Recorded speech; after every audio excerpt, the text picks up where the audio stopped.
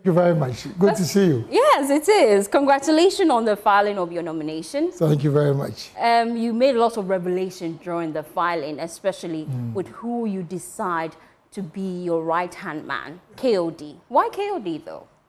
Well, I've made a commitment to become a transitional president if I'm voted into power. A transitional president in the sense that I genuinely believe that it is our responsibility as political leaders to chart a path forward for the young people of this country. And why do I say so?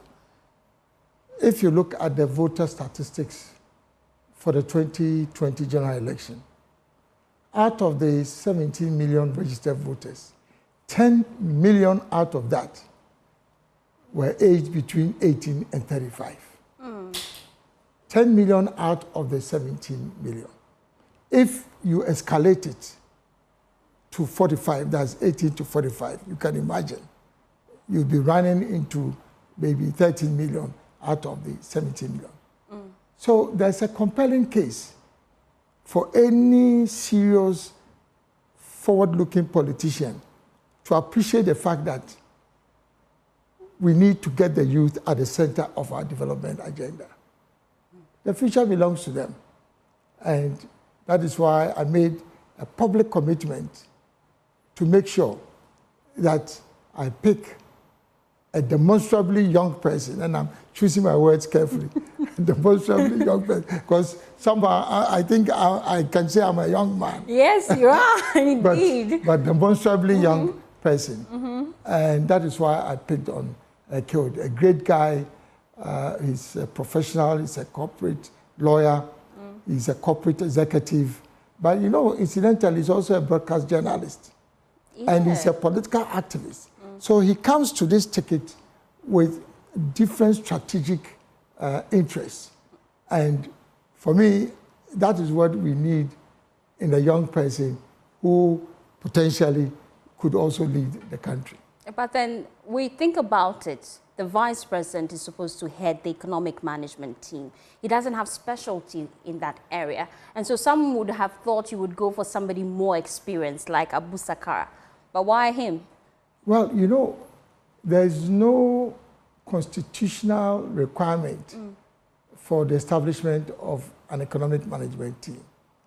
It is nowhere in our constitution that any government should have an economic management team. And in that regard, a team that is chaired by the vice president. There have been various forms and structures of economic planning and management in different governments. I recall that there used to be an economic advisory council, I guess during President Mills's government, that had a different character. You know. So, yes, in the NPP, we had an EMT, an economic management team, chaired by the vice president. But I would have a different structure. I'm interested in that structure. How would it operate? Well, I will tell you that what you need is an independent body of people who have the expertise and the proven track record in economic management. They don't need necessarily to be politicians. I would, if and when voted into power, bring in somebody of renowned, I would say, and acknowledged experience globally, who has the capacity to be able to tell the government that you are wrong and that is the way to go. So you get independent advice. But if you have a vice president and a team of ministers that you control, who in some cases are even afraid to tell you as a president that the path that you are charting is the wrong path, then of what use is that team to you?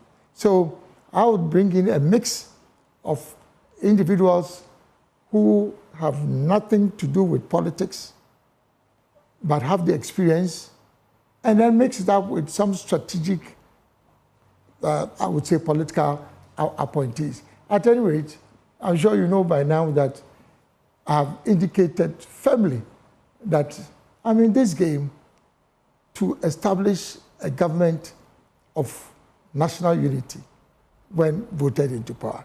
So there's going to be a new political dispensation if and when Alan becomes president. Why should we have our most talented brains in Ghana outside the scope of government just because they are not politicians? For me, it doesn't make sense. It doesn't add up. So it's along the same lines that I would pick a vice president for strategic reasons, not necessarily related to economic management and planning. But how is your good friend taking the decision? Does he support it, Abu Sakara? Oh, Abu Sakara has been a long-time friend many years ago. And, you know, there's a lot of negative propaganda in this country about vice presidential candidature. Look at what happened in the MPP, you know. Now, in our case, we have the Movement for Change, which is in an alliance with other political entities. And together we formed the Alliance for Revolutionary Change. So we understand ourselves, we know what we are doing, and as leader for the Alliance for Revolutionary Change, I made a commitment to the fact that we are going to appoint a demonstrably young person as vice president. So this is a decision that has been made, and Abu Sakara and other leaders of the Alliance for Revolutionary Change have major roles to play, not only in the campaign, but going forward, if and when we are voted into power. And you know, Abu Sakara is a very competent professional. So we're talking now about charting a path for young people to lead the country. So we are cool about it. The propaganda you've seen and cited in the newspapers that Abu Sakara has made a statement, that is completely untrue. It is not even in his nature, anybody who knows him, for him to make such a statement. Yes, we are together. United. United. It brings me to your 10-point plan for youth engagement. I'm going through it as we speak. One of your standout proposals I'm seeing here is to establish a traders bank to support the informal trading sector, especially youth entrepreneurs. And I'm quite interested in this because I'm wondering, how would this differ from existing financial systems? Number one, 70 to 80% of all young people, skilled, unskilled, are in trading or in commerce. I would have wished that many more of these young people would have transitioned, let's say, into manufacturing, into agriculture, into tourism, other sectors of the economy. But that's what it is now. The majority of them are trading. And you can see, you go into the streets, you go into the markets, they are trading. Now, so anybody who is engaged in trading will tell you that the most important requirement for them to succeed is cash, is money. And unfortunately, our banks do not have the interest, the appetite to lend to young people, particularly those in commerce. They are not bankable as far as the banks are concerned. And that's why you find that many of the people who are trading, particularly the young ones, have very little capital. But it doesn't make sense. If this is basically the majority of your population and your future, and they decide to remain in commerce, then you have to provide the opportunity for them to have access to capital. And that is why I have made a commitment to establish a traders bank. A traders bank meaning that this is government supporting the trading community to establish their own bank. This is not a state bank, but this is government providing them with a seed funding to establish their own bank, which would then benefit the young people, because the young people are excluded to a large extent from the formal banking sector. But where will government get the seed funding from? Interesting. Last time I came, I told Aisha that we have such excellent resource here in Multimedia. I'm just waiting to rope all of you into my government, because your insight is fantastic. Yes. Thank you. Government has resources, partly from the revenue that they mobilize from taxes and other sources. And they also have the capacity to actually mobilize money from development financial institutions. And depending on the strategic orientation of every government, they can decide where to deploy those resources. That's income from revenue or from other sources. I believe that if we are looking at the strategic interests of the commercial and trading sector, then government must prioritize the deployment of such resources in supporting traders to have their own. But remember, if traders have to borrow at very high interest rates, then obviously the cost of capital for them will be high, meaning that they would also pass this on to consumers. And they are the channel for every individual in Ghana to be able to buy goods and services. So if they borrow at high interest rates, then obviously they will pass it on. And that also then becomes inflationary. It causes inflation. So it makes a lot of economic sense that if those in the trading sector and in commerce are able to borrow at reasonable rates, then they could also sell and market their goods at reasonable prices. So there's a connection between inflation and the cost of capital for those in the trading sector. But of course, please, don't get me wrong, this is not free money. Okay, you pay back. Yes, this is government providing seed funding on a work and pay basis.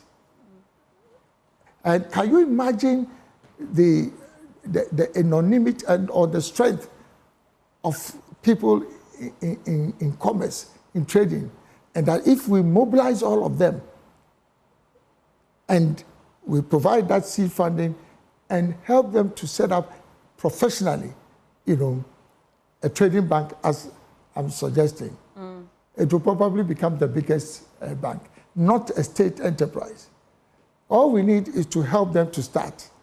And when they start, even with the susu, yes, they mobilize small monies and then they take off. Interesting. So there's going to be a major... Let's look at your plan to deal with illegal mining. The impact of illegal mining is already beginning to bite hard. The Ghana Water Company served notice that in future, Ghana may be forced to import water because of the extent of pollution. I can see here in your plan that you plan to establish youth-owned mining companies with work and pay mining equipment and other resources. How will this impact on the fight against illegal mining?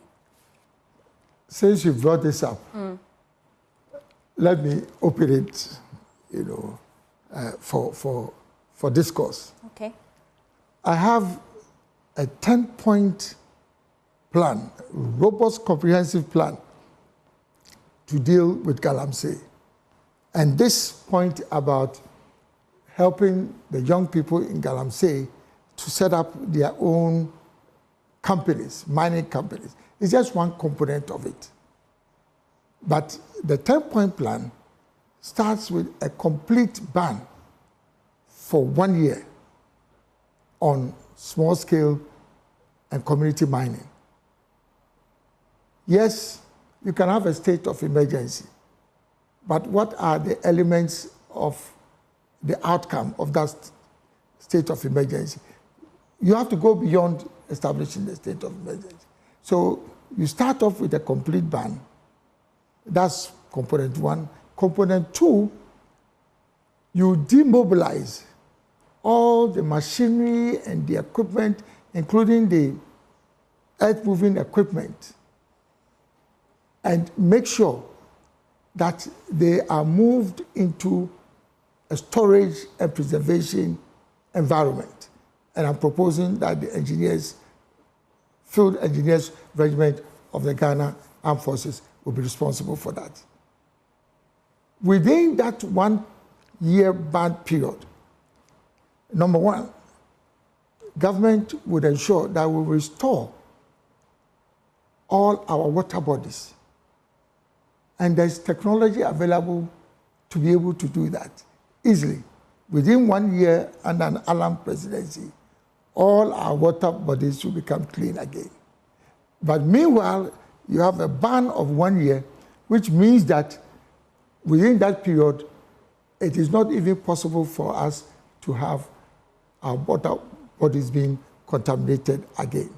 But again, within that 1 year period, we are also going to establish a new framework to support young people who would have been displaced by this 1 year period.